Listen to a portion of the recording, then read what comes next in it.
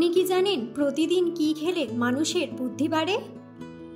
কোন খাবার খেলে মশা বেশি কামড়ায়? কোন সবজি নিয়মিত খেলে মুখের ব্রণ দূর হয়? দীর্ঘক্ষণ মোবাইলে কথা বললে শরীরের কোন অঙ্গে ক্যান্সার রোগ হতে পারে? ঢ্যাঁড়স খাওয়ার পর কি খেলে মানুষের শরীরে ক্ষতি হয়? এমন সব অজানা প্রশ্ন ও উত্তর সহ জানতে পারবেন এই ভিডিওর মাধ্যমে। তাই ভিডিওটি স্কিপ না করে সম্পূর্ণ দেখুন এবং চ্যানেলে নতুন হলে চ্যানেলটি সাবস্ক্রাইব করে পাশে থাকুন। আজকের প্রথম প্রশ্ন, কোন শাক খেলে শরীরের রোগ ব্যাধি সহজেই দূর হয়? অপশন: কলমি শাক, পালং শাক, লাউ শাক নাকি লাল শাক?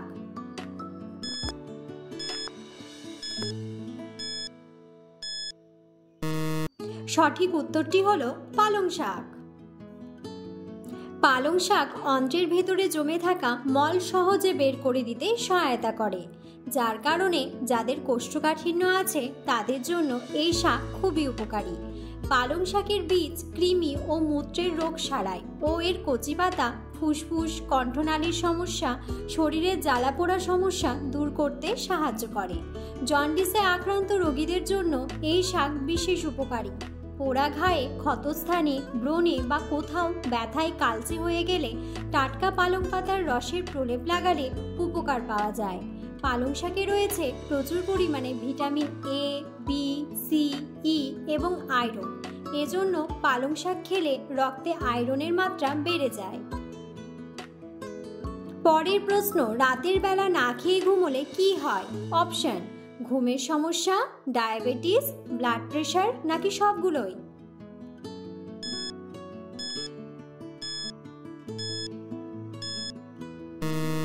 সঠিক উত্তরটি হলো সবগুলোই।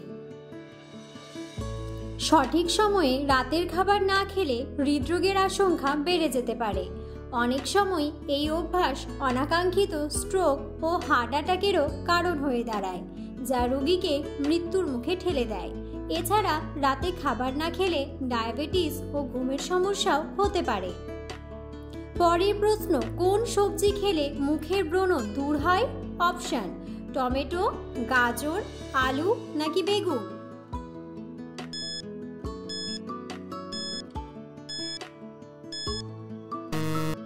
সঠিক উত্তরটি হলো গাজর।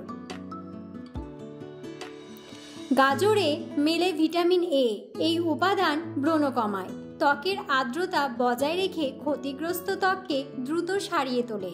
গাজর দিয়ে ফেস প্যাক তৈরি করে সপ্তাহে অন্তত একদিন ব্যবহার করলে এর কমলা রঙের মতোই উজ্জ্বল ত্বক পাওয়া সম্ভব। এছাড়া গাজর খেলেও ব্রণের সমস্যা থেকে রেহাই পাওয়া সম্ভব। পরের প্রশ্ন, কোন মাছ খেলে শরীরে রক্ত বাড়ে? অপশন: কাতলা মাছ, পুঁটি মাছ, শিং মাছ নাকি পাঙ্গাস মাছ?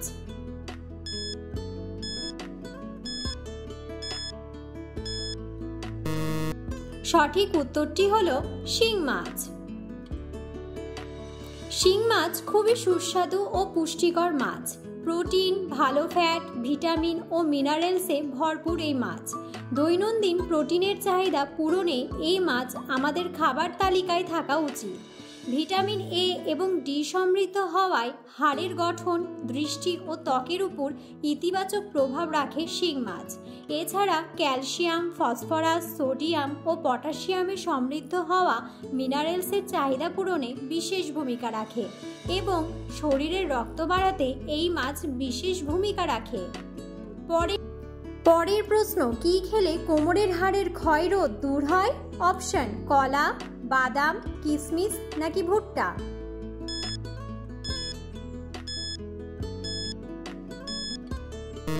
সঠিক উত্তরটি হলো ভুট্টা। পরের প্রশ্ন, দীর্ঘক্ষণ মোবাইলে কথা বললে শরীরের কোন অঙ্গে ক্যান্সার হতে পারে? অপশন: কানে, মুখে, ব্রেনে নাকি বুকে?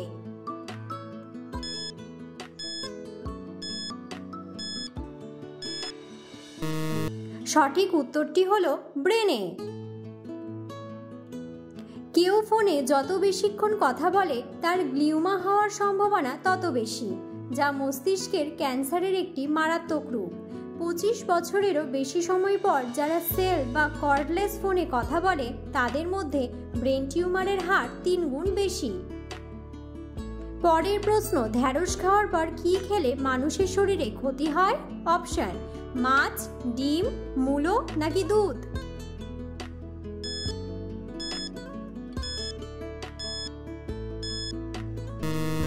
সঠিক উত্তরটি হলো মূলো। ঢ্যাঁড়স খাওয়ার সাথে সাথে ভুলেও মূলো খাবেন না। মূলো আর ঢ্যাঁড়স একসাথে খেলে আপনি ত্বকজনিত সমস্যার শিকার হতে পারেন। এই দুটি সবজি একসাথে খেলে মুখে এক ধরনের ছোপ পড়তে পারে। এক আধবার খেলে তাও কিছু হবে না, কিন্তু বারবার এই দুই সবজি একসাথে খেলে এটি গুরুতর সমস্যার আকার নিতে পারে, এমনকি চোখের তলা ফুলে পর্যন্ত যেতে পারে। তাই মুখকে দাগহীন রাখতে এই দুই সবজি ভুলেও একসাথে খাবেন না।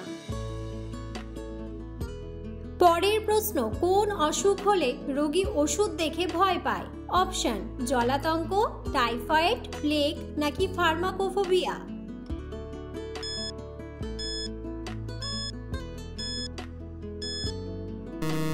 সঠিক উত্তরটি হলো ফার্মাকোফোবিয়া। পরের প্রশ্ন, কোন খাবার খেলে মশা বেশি কামড়ায়? অপশন, ভাত, কলা, চা নাকি কফি?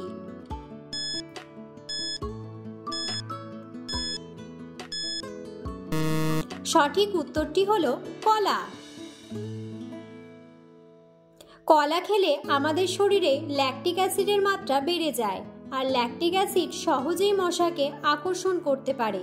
সেজন্য কলা ও আলু যদি খেতেই হয় তবে খাওয়ার পর সঙ্গে সঙ্গে বাইরে বা মশার সংস্পর্শে না যাওয়াই কল্যাণকর।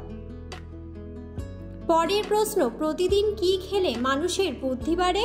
অপশন, কিশমিশ, কাজু বাদাম, কাঠবাদাম নাকি খেজুর?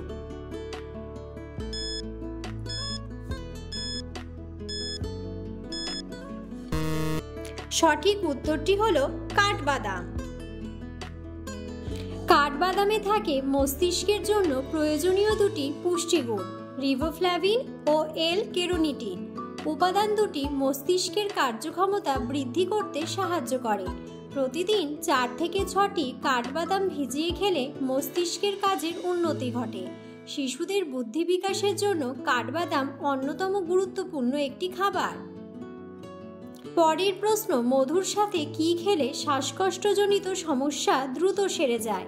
অপশন, কাঁচা হলুদ, দারচিনি, কালোজিরা নাকি দুধ?